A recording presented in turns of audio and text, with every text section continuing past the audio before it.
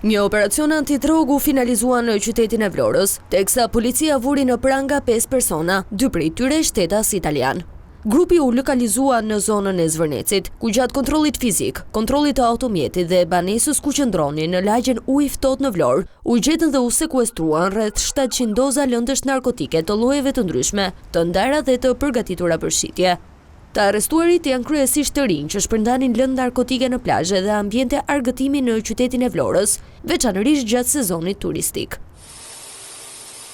Ndërkohë, një tjetër operacion përfundoi me arrestimin e 3 personave në zonën e Kurbinit për kultivim të parcelave me bimë narkotike.